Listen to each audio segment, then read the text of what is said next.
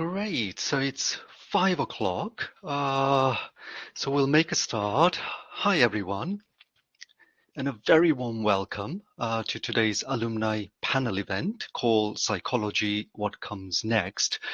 This has been organized by our fantastic alumni relations team who have been working tirelessly behind the scenes to make this happen. So I'm very grateful to them for doing this. Just to introduce myself, I'm Sanjay Joban. I'm based in psychology, and I'm the course leader for the BSc Psychology and Counseling program. And I'm also at present one of two employability directors in the School of Social Sciences, with a particular focus on employability of psychology students. Well, it's a delight to be here, and I'm really pleased that you have taken the time to attend this session. I'm joined by a wonderful panel of recent graduates from the BSc Psychology and the BSc Cognitive and Clinical Neuroscience courses, and they will share insights on career options that they have pursued after completing their studies here at Westminster. And what will happen is that the panel will briefly introduce themselves, and then I'll put some questions to them.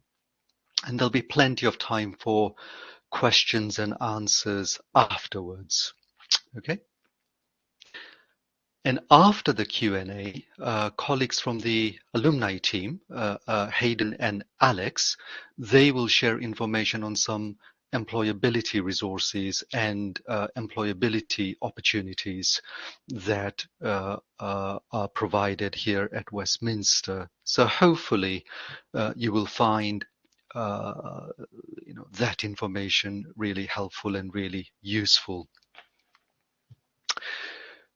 Before I go on to introduce the alumni speakers, I wanted to point out various housekeeping arrangements.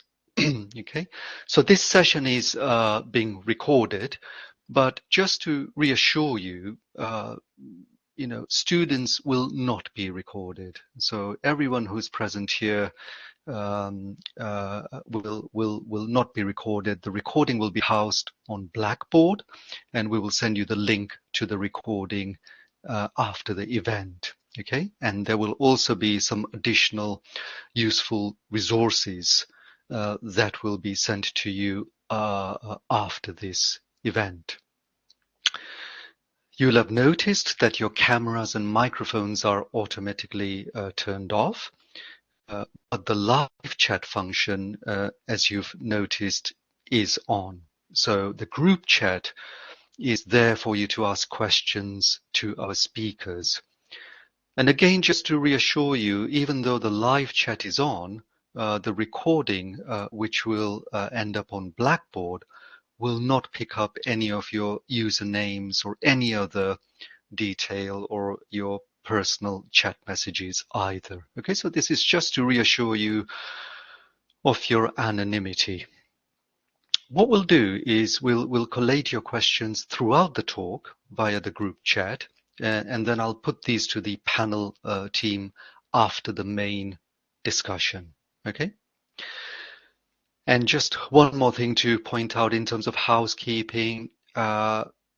If we experience any hiccups with connection issues or any technology related issues, just be patient with us. But hopefully this will all go well. But this is just to forewarn you of any unforeseen connection issues. Okay, so today we've got three alumni speakers who not that long ago sat in the same seats, and they have gone on to pursue their interests in a variety of exciting career fields. So let's welcome them. We have Hannah Araniello, we have Jasmine McEwen, and we have Sadman Islam. So welcome to all of you panel members. what I'd like to do is ask each of the panelists to spend a few minutes introducing yourselves, mentioning your degree course, your year of graduation, what you are doing now, and really any other information that you feel you'd like to share, and also how you reached the position that you are in now in your career. And then what I'll do to start off with is that I'll ask the panelists to introduce themselves in alphabetical order. So I'll ask Hannah to kick off, followed by Jasmine, and then Sadman. So Hannah, feel free to introduce yourself.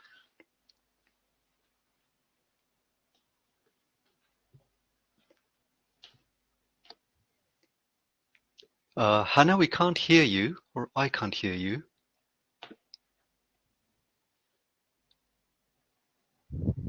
Can you hear me now? I can hear you now. Great. Oh, okay, that's good. Oh, thank goodness. Lovely to see you again, Sanjay, firstly. Thank you for having me here and introducing me.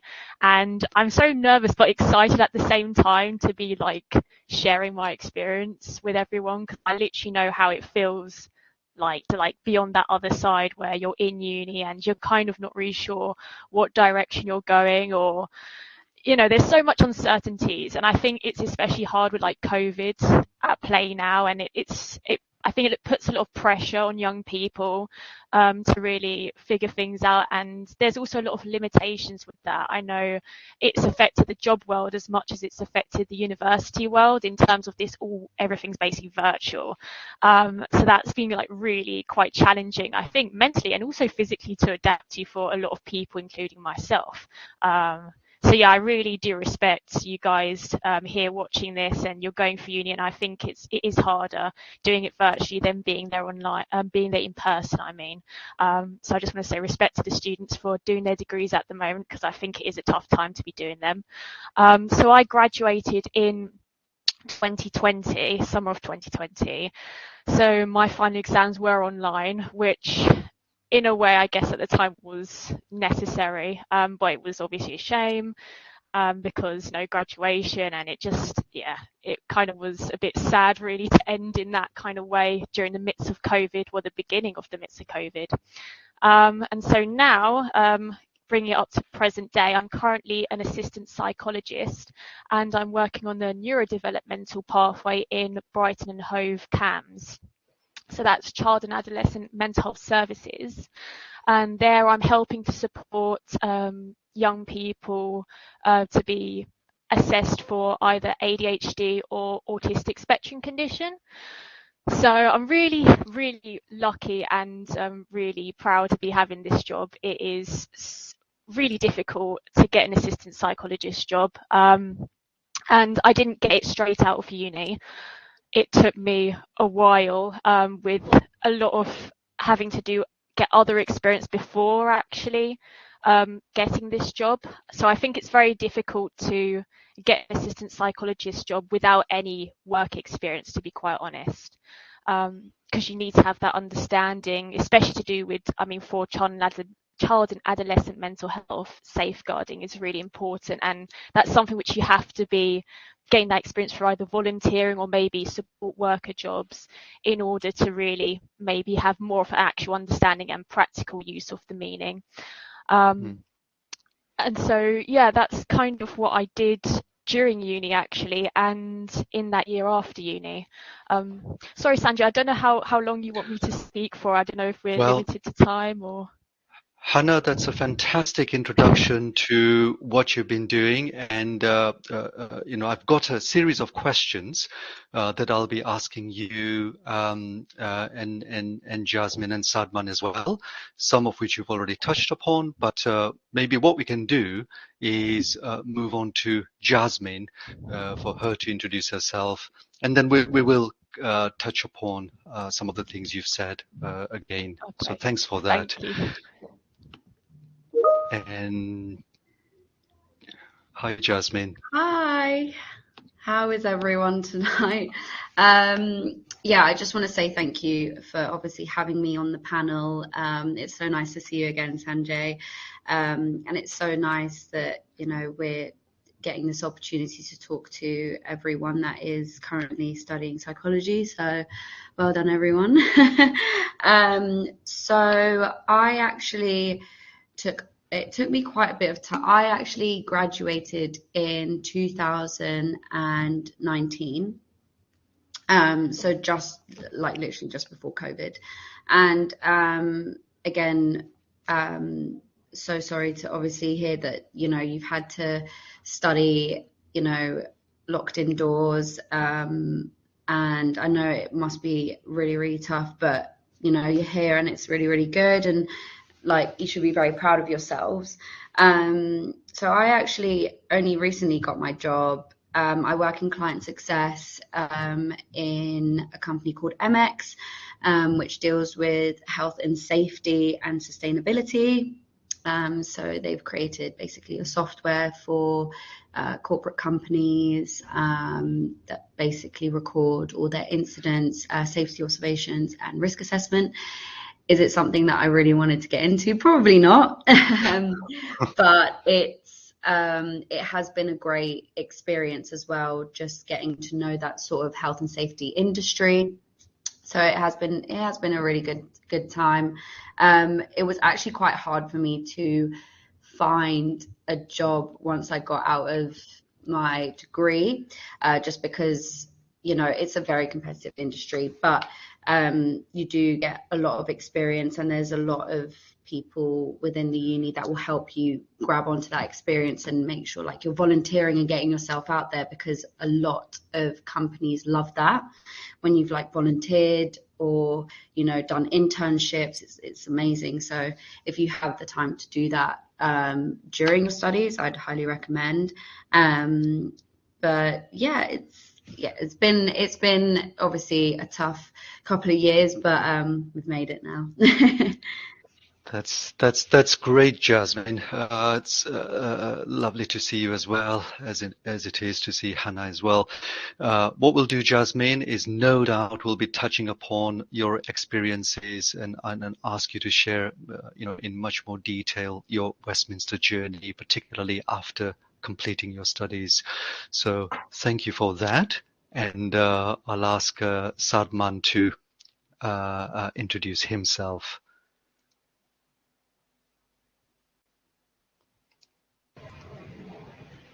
Hi, could you see me, by the way? Sorry. Yeah, Am I visible? I can see you. You Can't are. really tell from here. Yeah, I can see you and I can hear you. Yeah. There's a lapse in connection there, but okay. Yeah. So thank you so much, first of all, just to mirror what Hannah and Jasmine said, for inviting me today to the Creators Talk. I was part of the cohort that graduated in 2018, so I was part of the BSc Cognitive and Clinical Neuroscience course. So my current role is a behavioral science researcher at Cancer Research UK. So obviously, I'm sure you're aware, it's a research and awareness charity, and I work more specifically with our internal policy team and also the government. So under Sajid Javid and the sort of Chris Whitty to develop evidence-based health policies which impact the cancer pathway from sort of screening to treatment outcomes. It's a role which, again, mirroring what Jasmine and Hannah said, I didn't get the role straight away. It actually involved utilizing a lot of the resources that both Westminster, and I went on to do a postgrad as well, but essentially using the employability service and sort of that alumni network to build the appropriate connections to be able to then apply for an entry level role in the organization. And essentially I was kind of a cohort of people who were deeply affected by the COVID pandemic, because I actually went under sort of like a redundancy process during my entry level role that I acquired at Cancer Research UK. So yeah, so I was kind of like probably like right at the deep end of COVID and COVID's effects on employability. So yeah, just glad I think to be where I am at the moment. But I think I do want to kind of grow and hopefully like get up the ladder in the next couple of months. But yeah, I'm just glad to be here. So thank you. That's great, Salman. Thank you for that introduction as well.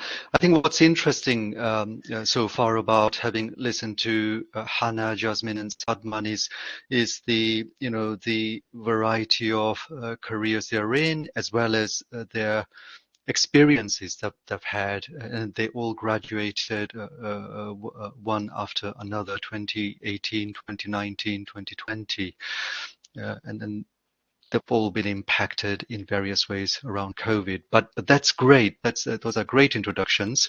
What I'd like to do now is I've got a set of questions that I'd like to ask each of the panel members. So I'll ask the same question to each panel member before moving on to the next question. Okay, and if I can start with the first question, which is, how did your experience at Westminster help you to find employment after graduation? So feel free to come in, whoever wants to come in first. Is it okay if I go first? Absolutely. I think taking the volunteering module in that second year was really helpful for me, actually. That gave me a foot in the door experience of working on an adult psychiatric ward.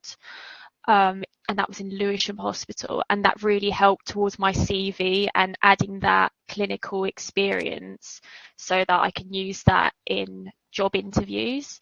So that module was really helpful, and obviously you get support like supervision support whilst you're in there, and there's a lot of reflective practice within that, and that is really helpful because that also mentally prepares you for when you're going into those interviews and you need to know what to say and how to deliver that in a way which is appropriate. So yeah, that was really helpful. And I think just that personal tutor supervision, which I actually got from you, Sanjay, and just having that really helps to guide you and makes you feel like you're on the, or you gives you guidance into doing the right, giving the right effort, giving the right kind of, where am I in my degree? How was my academic side looking? How is also work outside of that looking? And I think that really helped to give me like a good confidence boost in myself, because I remember telling you at the time whilst I was at uni that I was working part-time as a supporting educational difficulties worker, so as the abbreviation is SEN worker. So I was working in different specialist schools whilst I was at uni, and I remember you saying like that was actually really good, and it was really positive to hear that, and having that whilst at uni really gave me basically guided my career as well, to what I actually find really interesting and feel like I'm definitely going into specialise in. So yeah, so definitely for me was that in a volunteering module, getting the personal tutoring from you. Another thing which gave me confidence, which I guess isn't on the career side of things, but just as like a young person, and trying to figure out, maybe more further ahead in my future where I could potentially live or work, was when I took the study abroad. So I did the Erasmus study abroad to Mid-Sweden University, and that was during my second year. And I was really lucky to get that opportunity, especially during the time just before Brexit. So it's a bit really a shame that it's not how it was before. But yeah, just doing that and seeing how it is to study psychology in another uni abroad just really opened my eyes to just how big the world is and how much out there I just don't know, and that, you know, sometimes I think in London it seems like such a microcosm, like that's a whole world in itself and there's so much going on, but there's also so much beyond that, and even the teaching, I realised, and their way of interacting with the students and their learning is actually quite significantly different to how it is here. And that might be a cultural thing, I don't know, but the classes are a lot smaller and there's a lot more interactivity. So that was really interesting. And also, when you do these study abroads, you meet friends for life. Like, I honestly have some amazing friends which I met from that trip abroad, and that gave me such confidence in myself to go abroad independently. No one else was with me. There was no other person from an English university there, but it was really good. Oh, there's just a question in the chat. No, I haven't done a master's degree. I've only done a bachelor's so far, to answer that question. But yeah, so having that opportunity was really good. So I think just taking risks in a way, like breaking out of your comfort zone, is really helpful, and it just reminds you that, you know, there's more than you know what I guess it currently is. I don't know if that's very helpful, but yeah. Thank you. It's really helpful, Hannah, and you know, just to pick out you know, some of the points you've raised before asking Jasmine the same question. You know, you talked about the employability module, the VEPS module that you did, and you said that was really significant for you. You also talked about you know, the tutorial support. And you found that to be useful in terms of thinking about your career afterwards. And then you also talked about the study abroad module, which sounds like a really precious experience as well for you. So that's fantastic. And hopefully we'll touch upon some of those issues. And you know, the students who are here, if you've got any other questions, you know, any questions that come to you, feel free to post them. But I'll ask Jasmine maybe if she can respond to this same question. So Jasmine, the question is, how did your experience at Westminster help you to find employment after graduation? So luckily, actually, just before I went to uni, I was volunteering with a lot of charities. I worked with Create Charity, and God, there was another charity, I've forgotten it, just slipped my mind, sorry. There was another charity, and they worked with a lot of you know, SEN, like disability, disabled adults, and like vulnerable children. So that's kind of how I got into psychology in the first place. And then again, the employability module that I did actually, you know, helped me find another charity that, you know, kind of did the same thing. So I was mentoring year 8 and year 9s at after school, and that was really beneficial because I wanted to become sort of, you know, children's therapist and get more into that. Obviously it's not what I'm doing right now, but you know, it kind of got my foot in the door of, you know, helping children and mentoring them and ensuring their safety. So, oh, there's a question. Students being on the final year. I would say if you can't, because it's, even now, because it's so difficult for people to get any sort of job within the psychology sector in itself, I would carry on looking around, try and apply yourself, you know, try and go on little small short courses if you can, to like, you know, have that niche to you. And it kind of depends on what you want to do, and don't be alarmed in, and don't be hesitant in actually volunteering or doing an internship. I know that, you know, you mightn't have bills to pay and stuff like that, but any experience is amazing. And I would say look on the NHS. They have a lot of, you know, as Hannah, you know, she's doing the psycho. God, I've totally forgotten the name. I'm so sorry. My brain is very fuzzy tonight. But you know, there's so many things out there that you could do that could help you in the near future or try and get you by. And also speak to your tutor. That's what you have them for. They're amazing at what they do. They help you in regards to anything that you need.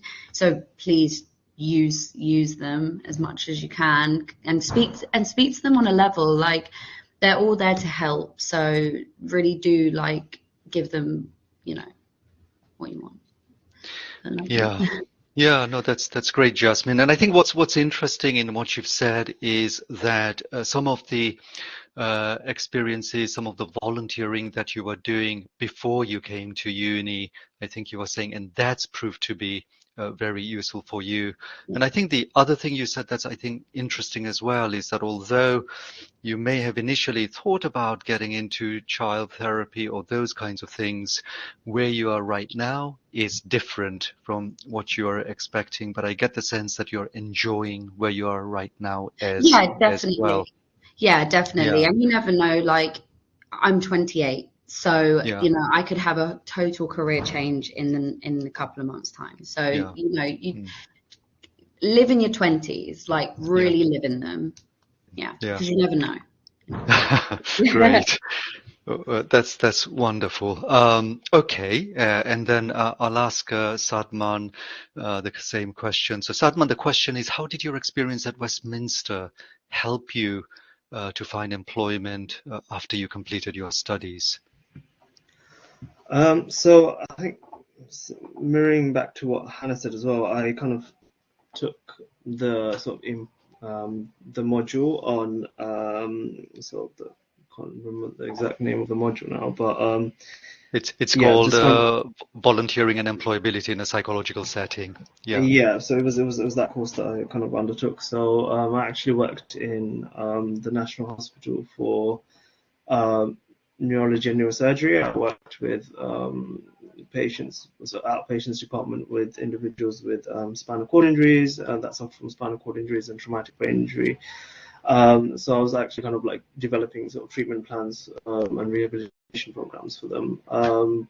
So within that time, I kind of realized that, and in addition to that, I had prior experience working in a sort of hospital setting before. But it wasn't for a long duration of time, so I thought it would be good to kind of explore that within this module. And for me, it had a different effect in the sense that I realized that that's not a setting which I kind of see myself in the long term. So the module itself made me kind of realize that I would probably want to explore a different field. That's not to say that I kind of knew what I wanted to do initially. I think the cognitive and clinical neuroscience is a very interdisciplinary course in the sense that it combines the neuro and psychology side a lot more. So that there is kind of, I guess, in terms of the options you have, is quite broad. And I think during the course of my time at Westminster, I was having conversations with the careers network. So I was speaking to sort of career advisors on sort of these kind of ideas that were coming into my head around what I wanted to maybe explore. I think there was a time when I wanted to go into the pharma industry, and there was a time when I wanted to go into as a research assistant at uni. So I was very kind of undecided, and I think it was a case of where I started to kind of explore a bit more of the job, like roles that were coming in through the uni career service. So I was kind of going through that a bit more, trying to see like what's out there, and in terms of, I guess, like in terms of like progression scopes within that, what can I do? And I think that's when I kind of decided that I might need to perhaps do a postgraduate course to kind of eventually get into to be able to kind of go into those fields a bit more, or have an edge over, because I think we've obviously covered it before that it's a very saturated market, the graduate market. It's there's obviously a lot of people with the same qualifications and skills. So sometimes there's things that you would need to do in addition to what you've done academically, which would make you stand out a lot more in the graduate market. So yeah, I think just having those conversations with the career advisors, looking at what opportunities there were available within that stream, then made me kind of realize about doing a postgraduate course. And then so sorry, there's a question there. Do you recommend doing? I think there's no harm in doing so. I think it does kind of doing a master's does kind of add to what you have already, and it gives you, especially I think for me, it allowed me to explore sort of the neuro side a bit more. So I did neuroscience and translational medicine. That's what I wanted to do for my master's. And that gave me a bit more idea around sort of the translational side of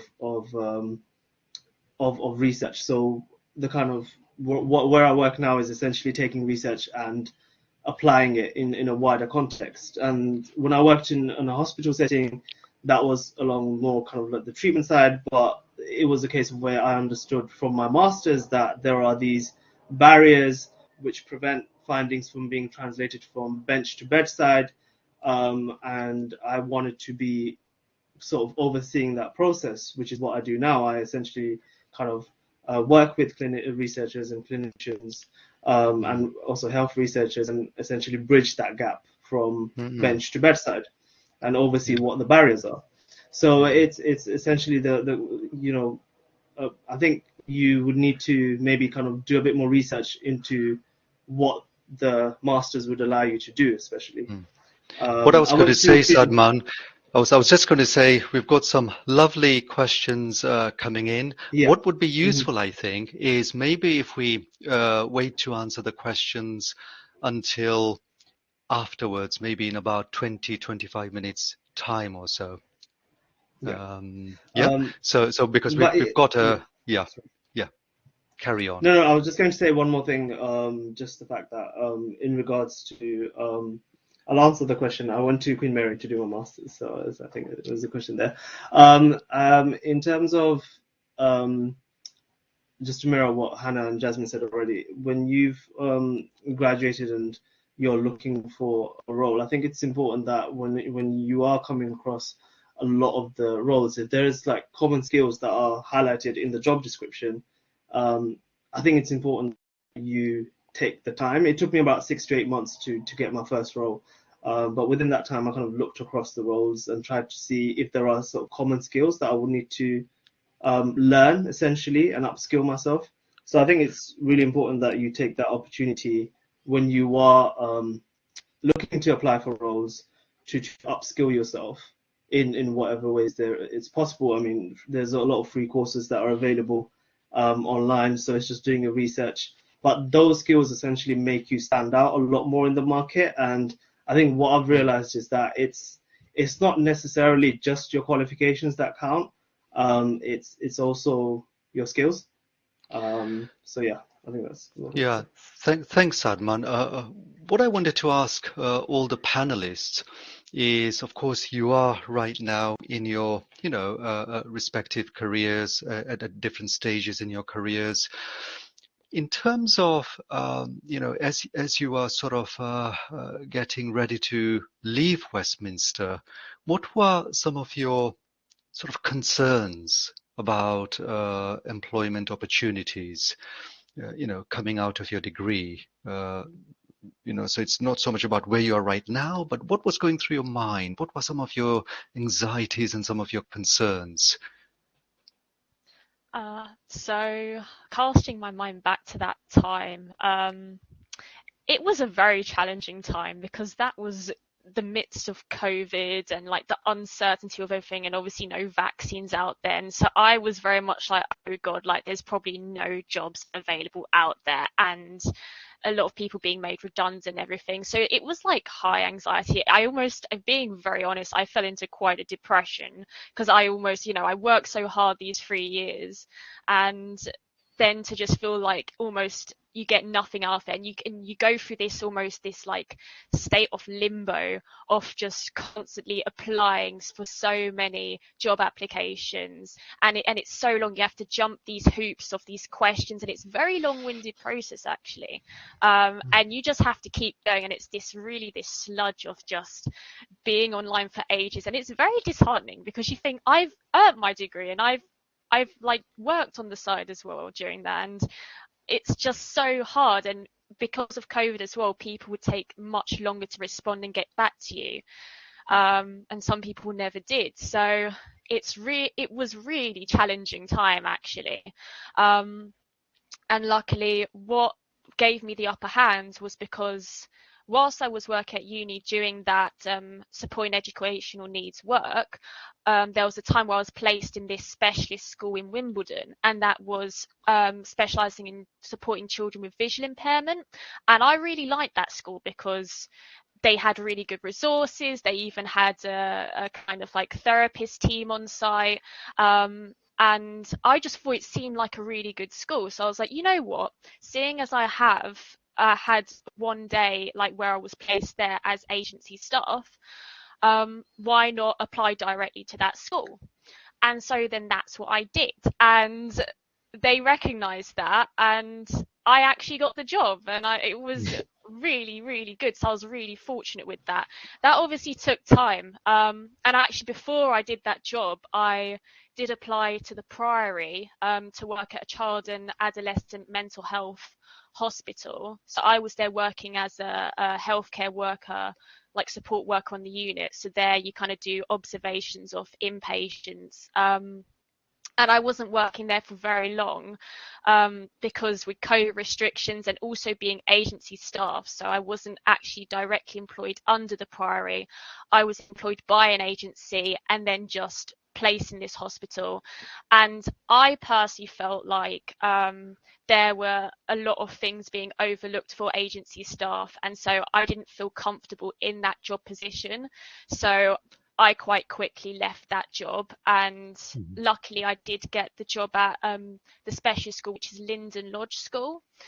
And I really loved that work. That was actually one of the most rewarding jobs. So I was working in residential care because, so basically they have a residential site which is for the children who are boarding the school. Some of them are coming from quite far away, so then the borough pays for them to be staying as boarders at the school. And so I was basically helping them with their waking day and like after school curriculum, and just helping them to develop like independent living skills, because with visual impairment there's a lot of like I guess uncertainty, and I think their parents did a lot of things for them. So it was really just helping them to build up their self-confidence that they can do things independently in a way which is safe.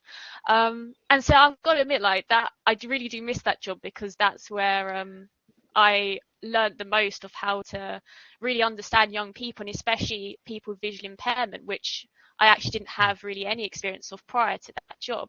I only had experience with working with children with autism and other like learning disabilities, but not specifically visual impairment. So that job did teach me a lot, and they also gave me some really good helpful training, such as like epilepsy training and objects of reference training, which is really helpful for visually impaired children and children with different learning disabilities. So yeah, that's my experience of that. So it started off really bad and was mentally very frustrating, but you kind of keep trudging through that time, and somehow you do make it through, and it works out all right. Yeah. That sounds really reassuring, that you are saying, Hannah, when you are getting ready to leave, there was a lot of anxiety, there was a lot of concern. It is a competitive market, but through various initiatives that you took, you were able to move on and progress. And perhaps if I can ask the same question to Jasmine as well. Jasmine, what would you say some of your concerns were whilst you are still a student, thinking about the next steps, thinking about a career, thinking about employability? I think that the struggles that I had was definitely like even during my studies, I was trying to get enough voluntary work. Some weren't taking new volunteers in. They were actually carrying on with their old volunteers. Sorry, also if you can hear some noise in the background, I'm in an office. But yeah, and I also I did struggle in finding a job outside of my degree, like once I was done and I graduated, because as I said, it's a very competitive industry, and a lot of people were just not wanting to take on any kind of new clients or anything like that. And I did struggle with like during uni, because I started when I was 23. I had been out of whack with education for quite some time, so I was like, oh my God, like having to go back and writing again, and and like researching and making sure that nothing is plagiarized and all this stuff. Like all of that was really going through my head. And as a 23-year-old, you kind of thought, oh, like you would still have it in you to kind of write an essay and stuff like that. But no, like it was a whole different ballgame. But even before that, I put myself back into college to make sure I got into uni to get enough points and stuff. So, all of that was a struggle in itself, and I kept pushing hard and hard and hard to try and to get there. So yeah, it has been difficult, but what is life without its challenges? So what you're saying, Jasmine, is it's challenges in a sense part and parcel of Definitely. Yeah. Wonderful. Thank you for that. And Sadman, if I can ask you the same question, what were some of your concerns and anxieties as you are getting ready, to complete your studies? Yes, similar to what I think Jasmine said. It was kind of like uncertainty, just heading out of the sort of, I think, graduating, what opportunities there were out there. And when I was in my postgrad, I initially applied for an internship role at Cancer Research UK, but I kind of, again, I think back then, if I'm being honest, it was more of like a desperation move. Like I felt like I wanted to utilize the chances that I had when I was in uni, rather than leave uni and feel like I wasn't in a position to be supported well enough to kind of find my foot in the sort of in the market, essentially. So I went in there quite unprepared, and I knew that I did, and I ended up not getting it at all. I didn't even go past the first stage. But I think it gave me some perspective. I went back to the drawing board, and I kind of initially I think I felt that I was in a position where I had the academic background, but I maybe there was a lack in experience. But I think I was in a position when I graduated that I felt like if it's important for me to utilize, basically be able to showcase what I've done so far, rather than worry about what I don't have. So I kind of then went back. I had conversations with sort of the career service again. I spoke to careers advisors and saying that this is what I have, this is what I want to do. How can I sort of reflect on the skills that I have so far, rather than thinking about what I need in order for me to then be able to better put myself across to like employees. And obviously with now, even I think this whole recruitment process that is in place now, of kind of screening to interview to like shortlisting, it started to come into wave when I started applying. So it was a case of where I think I had a lot of like interviews, and there was kind of like coming back with very sort of negative feedback about like the way I was like maybe like communicating and how I was answering the questions. I kind of just took all of that in.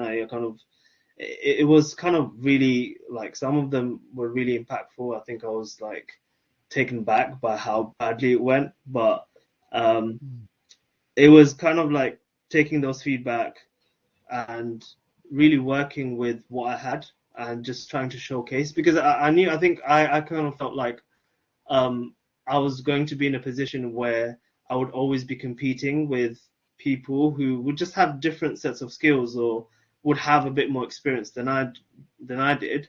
But when I went into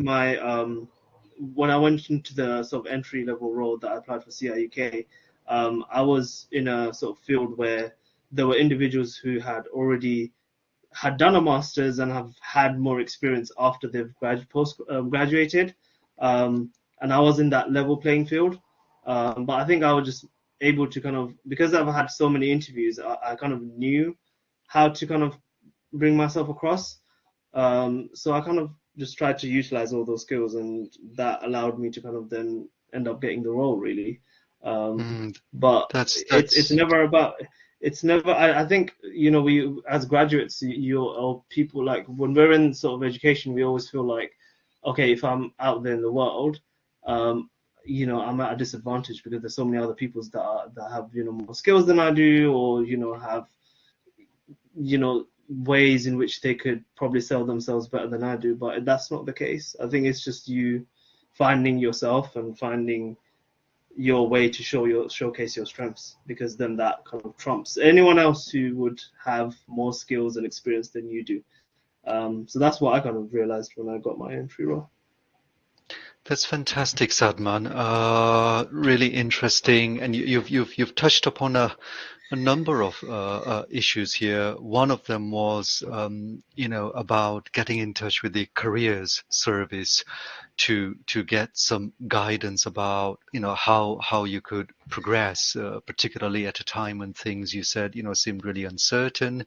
And related to that, you also mentioned the fact that rather than focusing on what you didn't have, rather than focusing on a sense of lack, you are focusing on your existing resources and your existing strengths, and how could you capitalize on those. So I think that's a really, really, interesting advice, I guess, to share with other people as well. Yeah.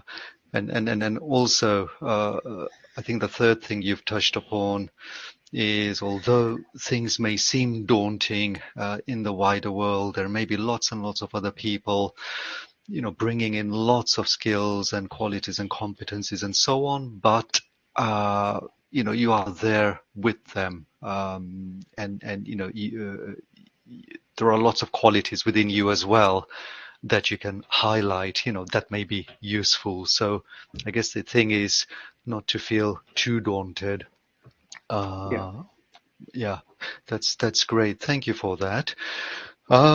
Just moving on to the next question, and all of you have touched upon this in different ways. But the next question is, how do you think COVID may have affected the areas of work that you might have considered going into after completing the studies?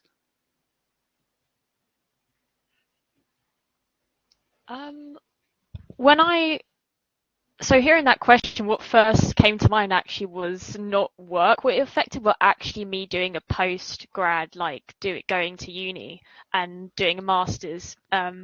Because in my head, I kind of thought, well, I'd rather get a job than going to uni and everything being virtual and online, because it just didn't really, for me, sell the full uni experience, which I'd essentially be investing my money and my time into.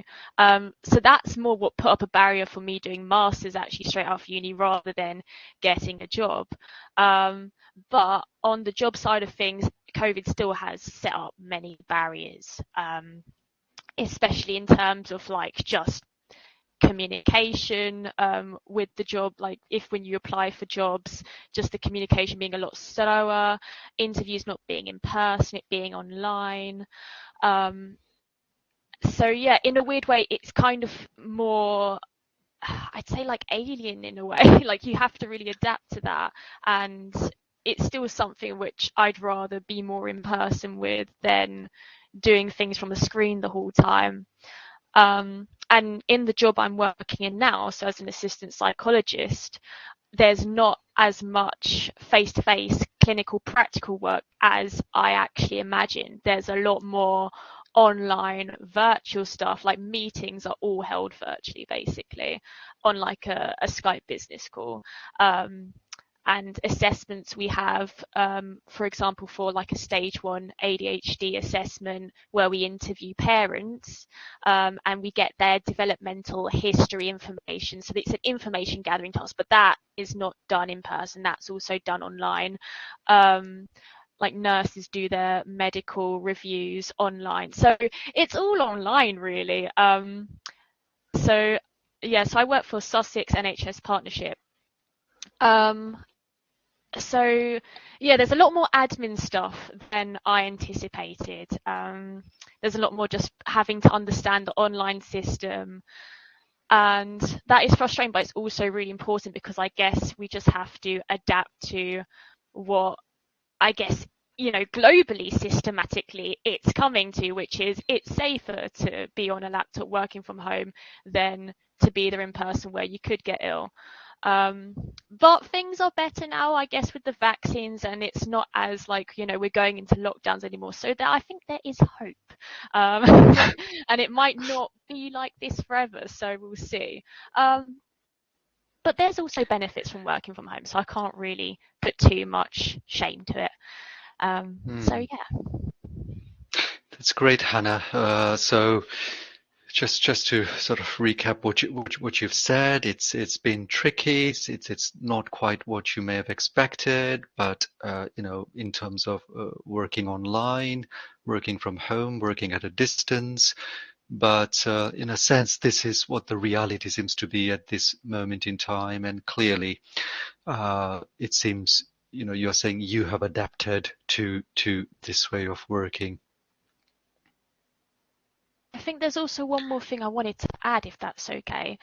Just Of course. about like how mentally I think it has affected everyone, and that's something which I think is so important to recognise, because I guess it's a trauma which to an extent I guess everyone's experienced, and it was a shock to the system when the whole of society had to change and be restricted and everything. And I think it's just important that even though we're doing a lot, I guess, like we're doing a lot better now in terms of managing everything and adapting, I still feel like you just got to listen to yourself and be kind to yourself. Don't expect too much and for you to be always on top of things when, it's hard.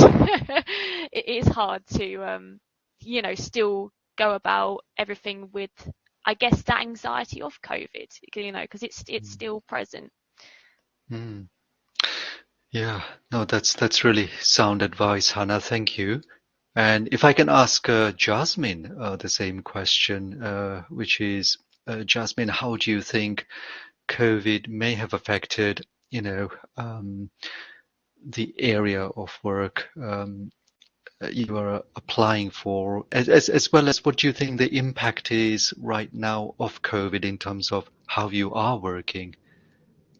Yeah, so at the moment, I'm in my office. So it is, they do say, take Mondays and Fridays off where you work at home and then 3 days in the office. So that's pretty much how it's all come together.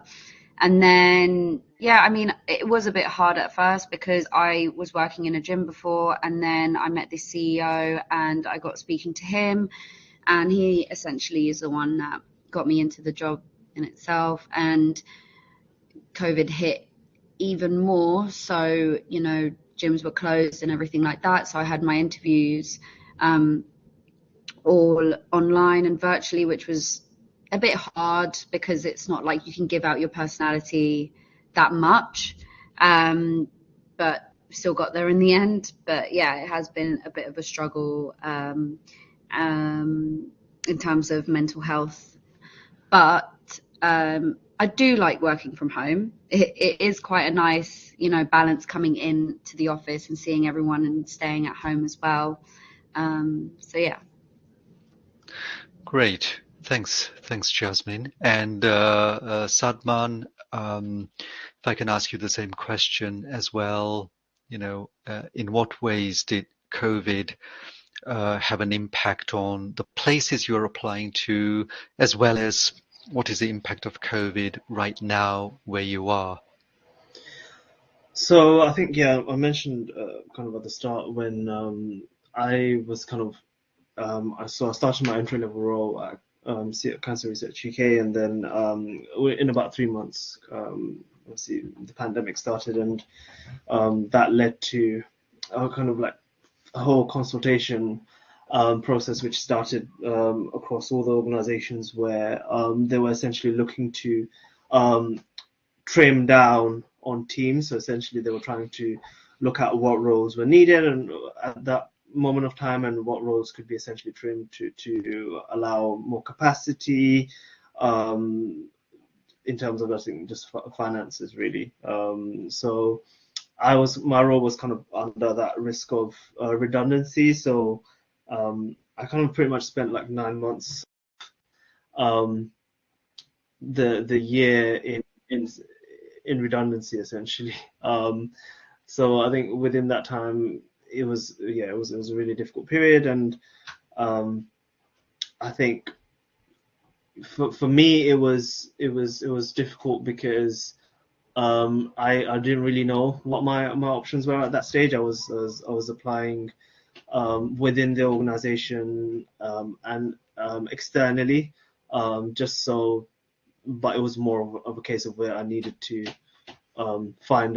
just not be dependent on the fact that I would still have a role in the organization after the consultation, because there wasn't any guarantee. So it was, I think, again, when I had my interview, just what Jasmine said, like it was remote, and then I think after getting the role, the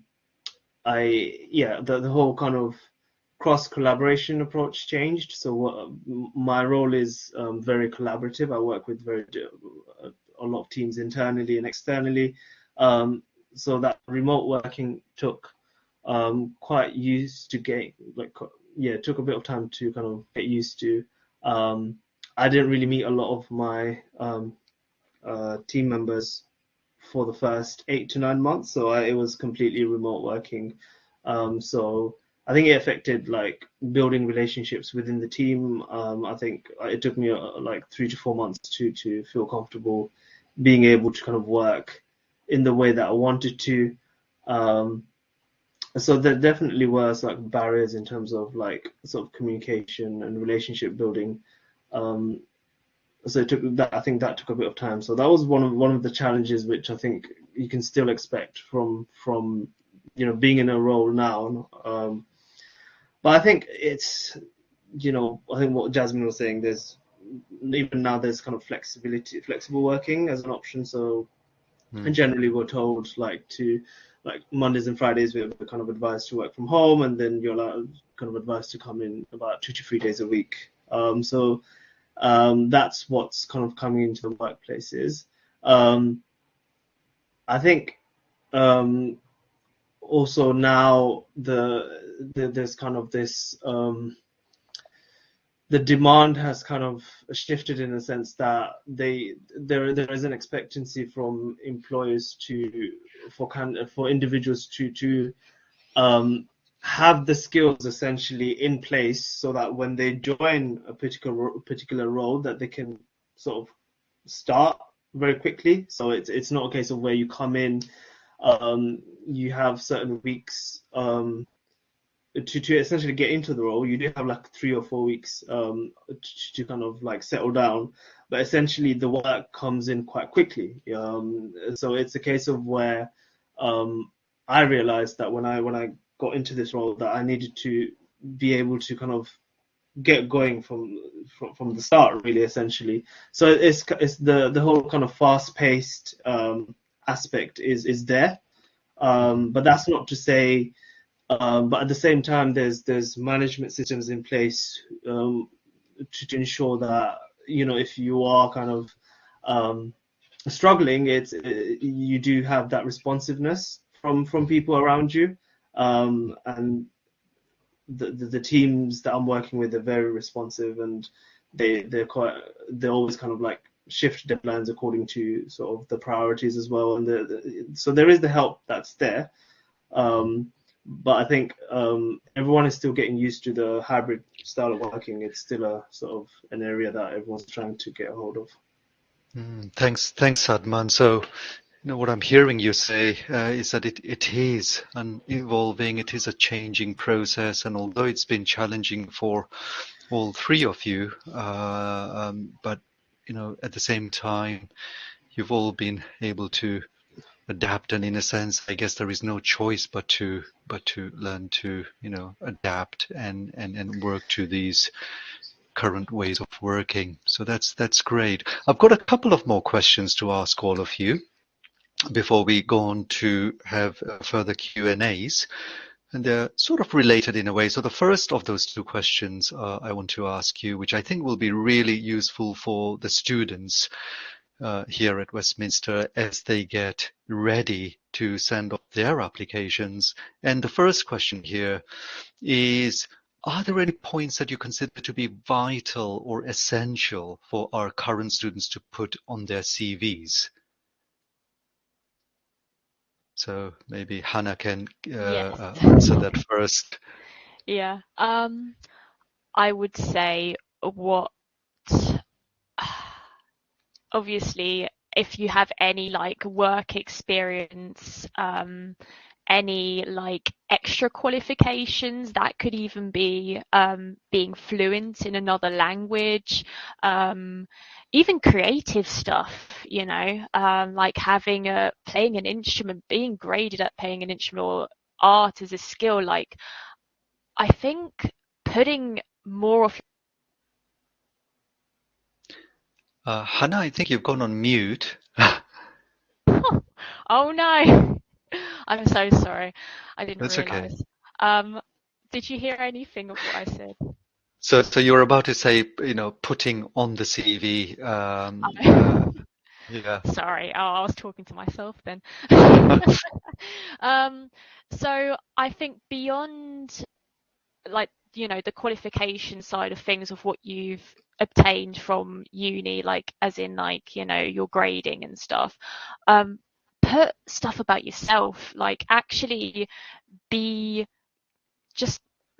putting like stuff about, I don't know, if you have a hobby of interest, even if you speak another language, anything art related or musical instrument related, any extracurricular sports and stuff, because that helps people to understand who you are as a person, you know. And there's so many people who come in with, like, you know, the top grades and first or 2-1, you know, so many people, but what I think will make, you know, other people, like the people who get your you know, what you're trying to sell to them, what they will see from that is who you are and what makes you stand out. Like, you're not just a set of grades from a university, like you've actually got so much more to you. And, you know, that includes like volunteering work and like experience outside of work. And yeah, I mean, if you've lived in another country and if you speak another language, like these are all what will make you shine and stand out. And these are really important stuff.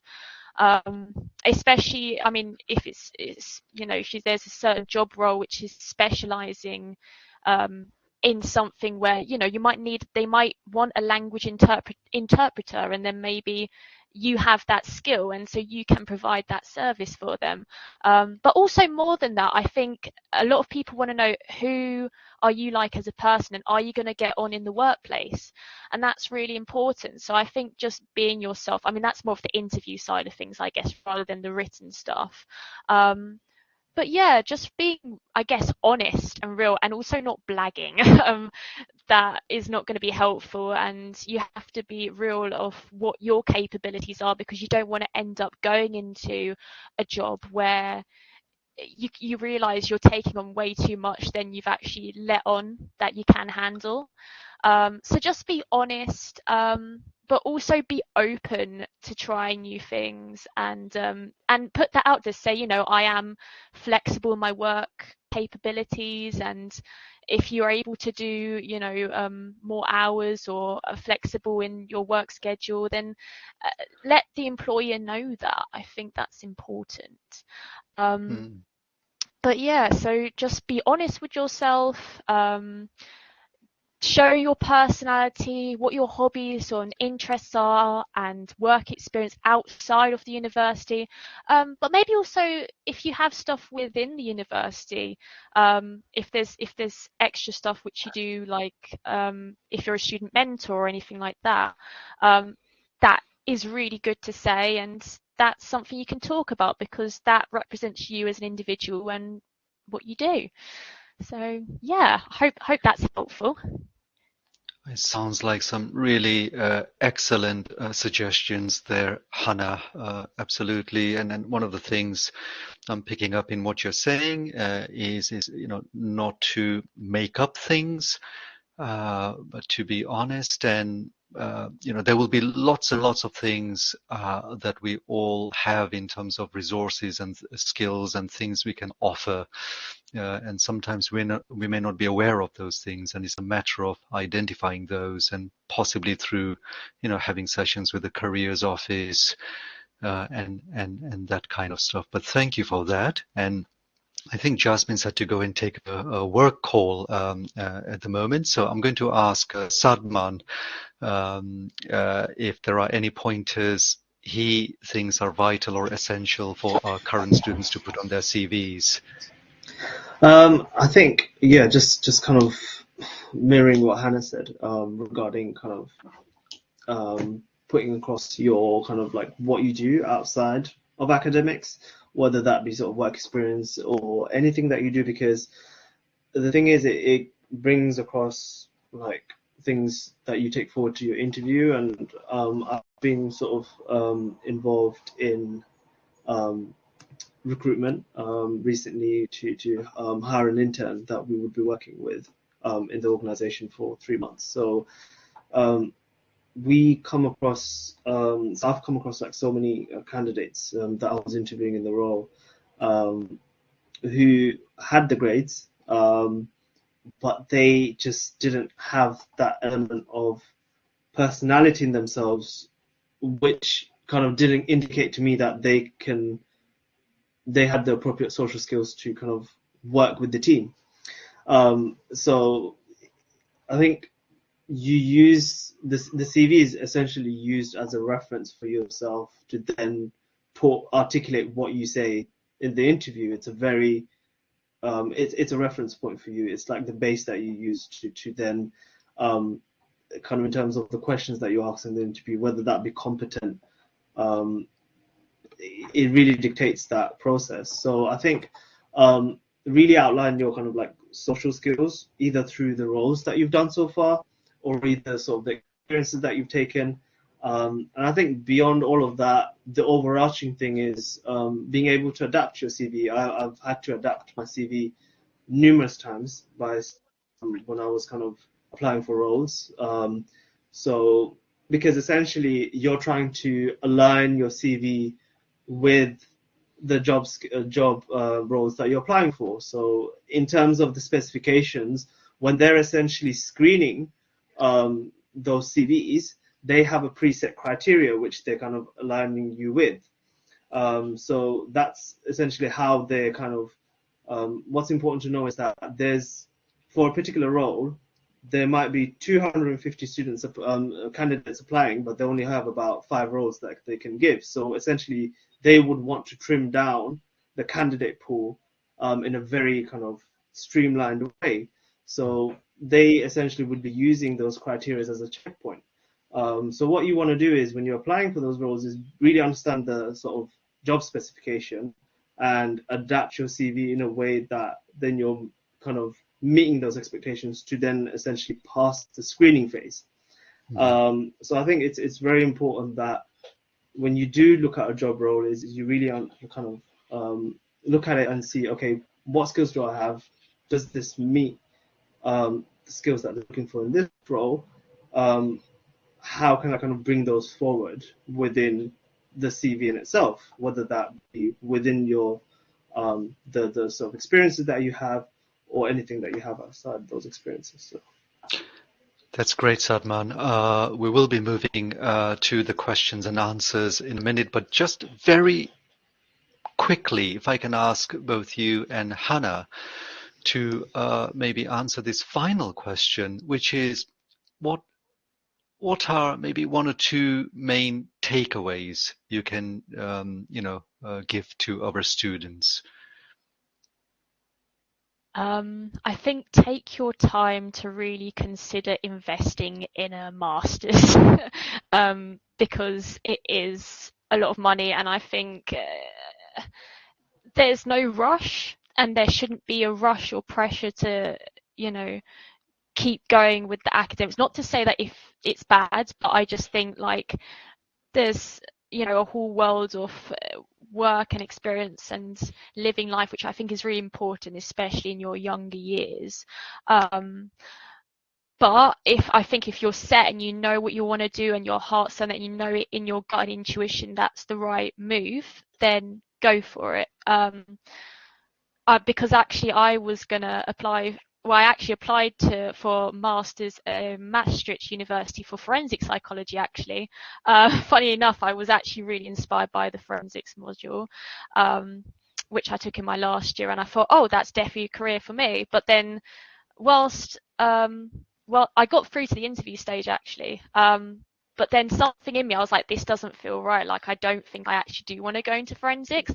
Because at the time I was working in this specialist school for the students with visual impairment. And then I thought, I don't think I can see myself actually working in prisons and doing this quite intensive work. Like, I had to really question myself. I was like, do I think I could handle this? And delving into this world of forensics, and I thought, you know what, no, I don't think I can, at least not at this point in time anyway. So I had to really ask myself, like, do I feel comfortable moving in that line of career, or do I actually want to specialize more in the direction I'm currently in? And for me, that was like autism, like specialist needs, and especially for young people and children. So yeah, I think take the time to get to know yourselves, and I think you do a job after uni perhaps, or do a few jobs, and they're not set in stone, and it's all a whole living experience to put yourself out there, give it a go, see how it feels like for you. And also, like, it's hard to adapt and recognize that you're not always going to get things right, and you think you know it all, you've come out of uni, and you really don't. Like, the world of work is very, very different to obviously how it is in university, and so you almost have to accept that you kind of know nothing and you have to just accept that you're this infantile state of learning, and you have to ask questions and don't be afraid to not know everything straight away, and to not constantly be on top of things, because we are only human, essentially. So don't be so hard on yourselves, and don't think like you need to have your career constantly sorted straight out of uni. Be kind to yourselves, I think. But I think still keep in mind those goals. Like, still keep, like, what I do is I genuinely have a diary and I keep writing down my goals, and that makes me feel good in myself, and I feel sure in myself of what direction I go. And maybe those goals might change in terms of career, in terms of short-term goals. I think that's really helpful. And also just keeping in tune with your mental health, I think, is really important. I mean, I'm not just saying that because, I've done psychology and I'm an assistant psychologist, but just as a person who's like experienced, struggles with mental health issues, I think, it can really get on top of you, especially if you keep it inside and you don't seek help and maybe voice that. I think isolation can be really difficult, and in the time of COVID, it's so important to not isolate yourself, I think, when you need that support, and especially in workplaces and in uni as well. I know uni has a counselling service. I know it's probably there's probably long waiting lists, but there's services outside of that as well, and just even friends and family. So sorry, that's my little sprinkle of mental health in there, but you know, it's always important to mention that, because beyond anything, even careers and uni, I think make sure your mental well-being and physical well-being is priority, you know. I think So, that's great advice, Hannah. Thank you. Sadman, if I can ask you maybe in, say, 30 seconds to share one takeaway with our students.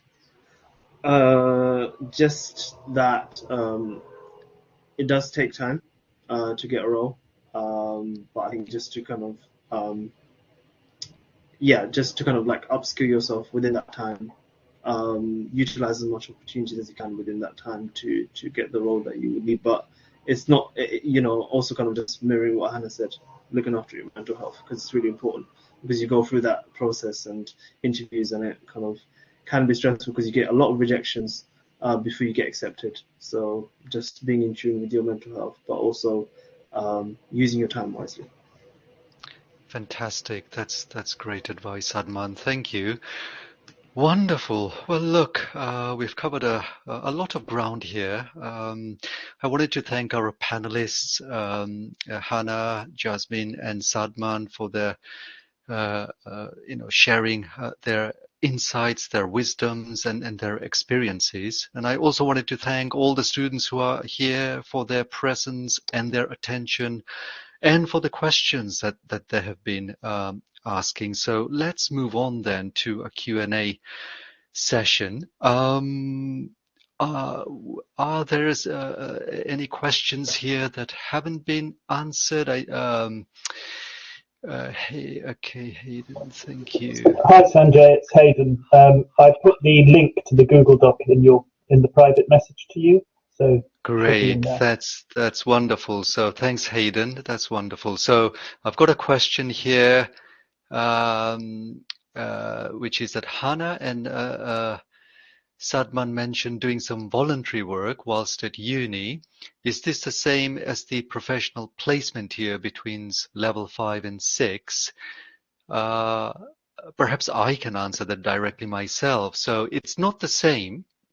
Hannah and Sadman were referring to a level 5 module called Volunteering and Employability in a psychological setting. Until now, it's been an option module that a number of students take every year in their second year. It is from September, it's going to become a core module, so all students will be able to take that. Whereas the professional placement here is different. It takes place for the entire year once a student has completed their second year of studies. So they usually start around September, October time until around June, July of the following year, depending on, where they're based. So they are different. The volunteering module is has a more limited number of hours attached to it, which is 30 hours, whereas a professional placement, you're in a professional placement setting 4 to 5 days a week throughout the academic year. There's another question here. Hannah, do you feel the modules you chose at level 6 influenced your decisions to work as an assistant psychologist? Yes, I think they did. So the modules I took, if I remember correctly, was psychotherapy and counselling, which was really good. And I really liked that because, I don't know, you just get... you understand how important communication is, and that whole client and specialist kind of communication side of things, and that translates into the world of mental health care, especially when you're helping clients and patients. So yeah, I could say more about that, but just to kind of make it quite generalized. So yeah, psychotherapy and counseling, health psychology was actually really good.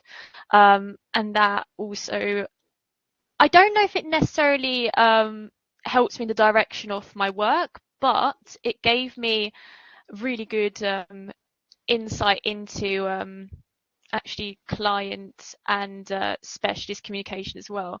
And also it reminded me about my own well-being, especially with the yoga side of things. So that was really useful. Clinical psychology, yes, that module was very helpful, and that reinforced that idea that I do want to go more into the clinical side of things and work in the field of mental health for sure. Forensics did definitely, and I nearly went down that career path, but I mean, who's to say that I might deviate back to that career path? Because I mean, forensics is very interesting, and I really enjoyed that module actually. So yeah, and in both, I don't know if they're doing it now because of COVID, but when I was there in forensics and in clinical psychology, we had these field trips where you would go to like Broadmoor psychiatric hospital, and for forensics we went to where was it? There was this prison we went to, I can't remember the name of it, but that was really insightful, because then you go in there and you've got the staff members who work there day in day out talking to you, and this gives you kind of a little taster of what that world is like. So yeah, oh, you did the trip virtually. It's not the same, to be honest. It's not the same. But yeah, but still, at least you've got to have a little sneak peek into that world. So yeah, it definitely really helped taking those modules and reinforce the idea that yeah, I want to work in the field of mental health. So yeah. Great, thanks, Hannah. And then the next question, and I think just to say about the Broadmoor trip, you're right. It's a great experience actually visiting the place, But I think the virtual field trip, I think is really also interesting by virtue of still being able to connect with the institution and with the staff members there. So better than nothing, I guess. I've got another question for both of you. How do you balance your volunteering and work experience with academic work and social life?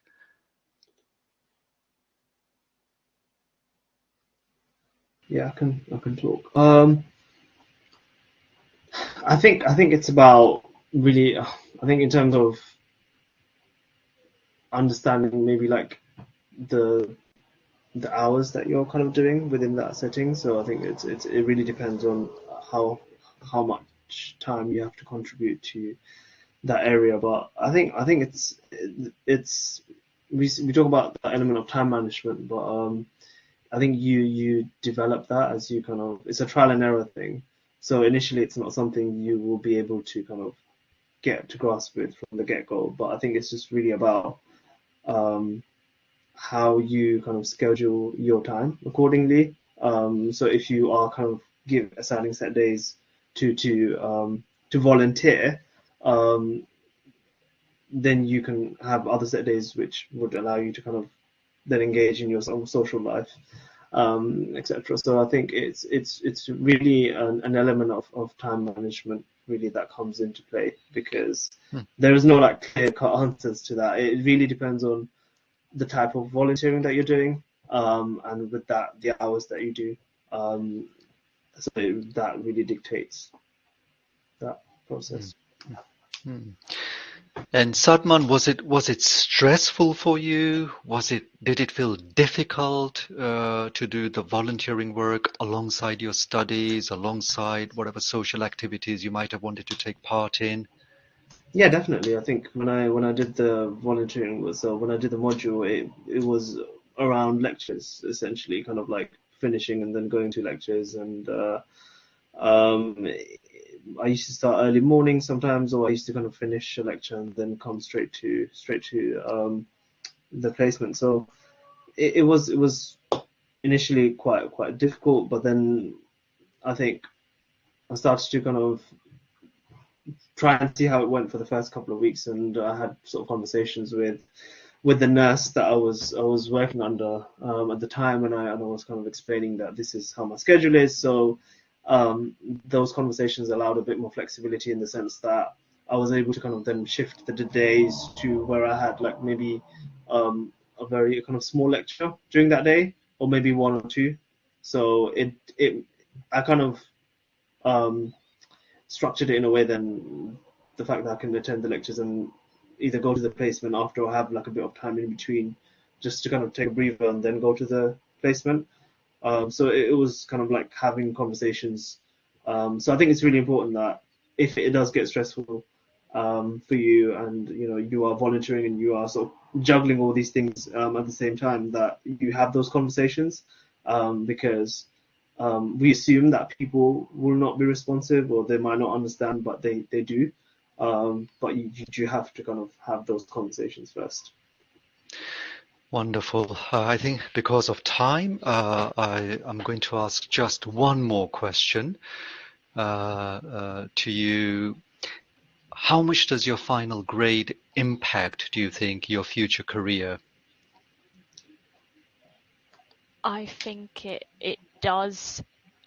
It does in ways. I mean, I'd say it's best to at least get a 2-1, because even if you look at master's criteria threshold for the students they take in, it's like minimum 2-1 most unis.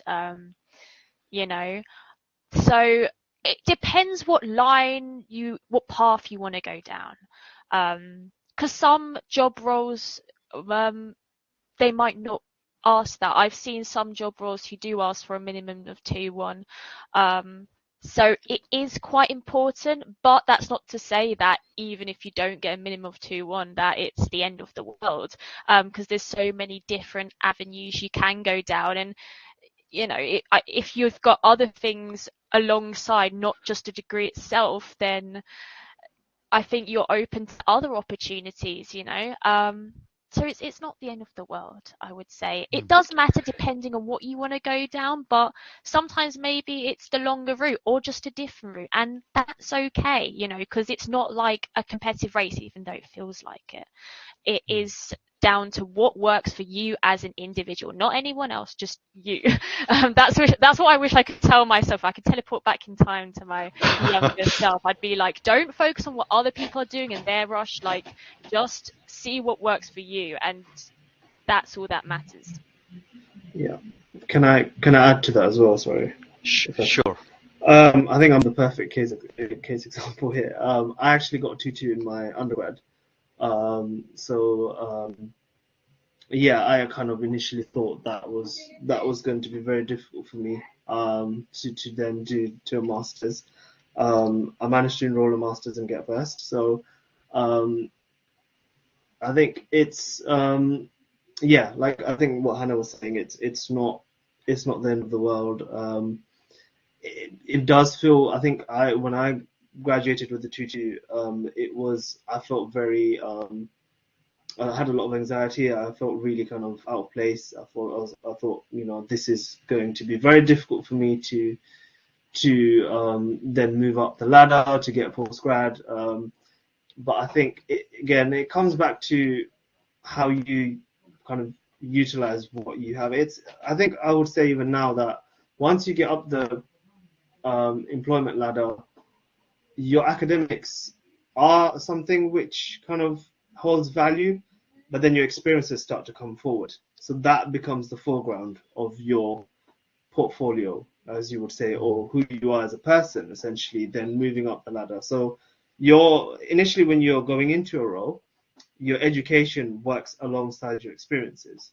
But essentially that goes on into the background a bit more, because then your experiences determine where you end up. So I think just see it from that perspective. But definitely I would say that obviously we all strive to do the best that we can in our degrees. We want to get the sort of best result that we can, but we don't always end up. I had a lot of circumstances which didn't allow me to get the 2-1. Actually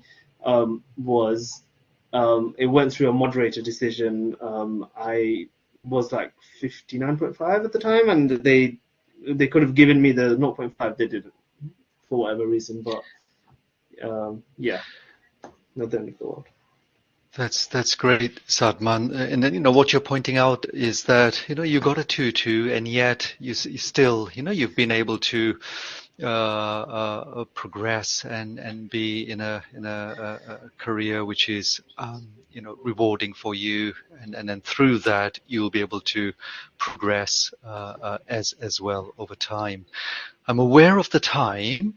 So what I wanted to do was thank all our panelists, Hannah, Jasmine, and Sadman, for sharing their knowledge, their experience, their wisdom. I think it's been really fantastic. Really wanted to thank you for taking the time to come and share all of that with our students. I've certainly found it really, really stimulating. What I wanted to do, just by way of finishing off this event, is to hand you over to our colleagues in the alumni team, to Hayden and Alex, who will present some opportunities, information about opportunities and resources before we close. So Hayden, Alex, please take it away. Thanks so much, Sanjay, and a massive thanks to all of you, Hannah, Sadman, Sanjay, and Jasmine. That was really, really insightful, and I know the students will take an awful lot from it, including even more students when we share the recording. So I'm very, very quickly going to run through some slides which will be shared with you all and more after the event. So I'll just share my screen now, so I'm conscious of time.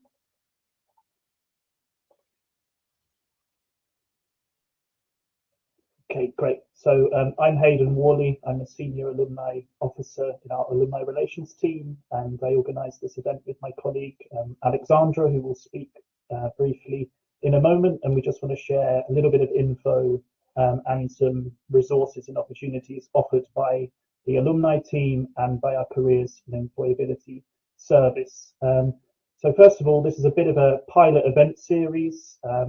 And this event is part of something that's called What Comes Next, which essentially, like the event today, is events that feature recent graduates from specific courses and departments, and they speak to students from those courses about their experiences of going from studying at Westminster into the real world. So very much employability events, and they are informed by something called the Graduate Outcomes Survey, which is something you won't need to worry about until 15 months after you graduate. But it's an annual survey that universities conduct to sort of see what graduates have gone on to do 15 months after they graduate.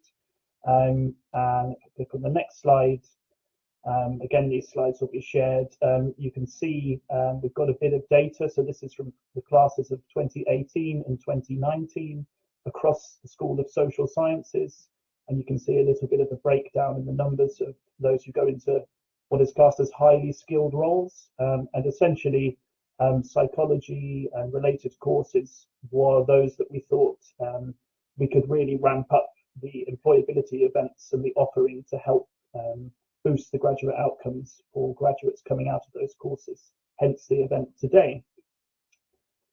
Moving on quickly, we have, you may have heard of, a alumni speaker series called What It Takes, that basically it's not course specific, it's open to all current students and all recent graduates, and that features a diverse range of alumni in panel discussions, keynote talks, on a whole broad range of personal and professional development and employability events.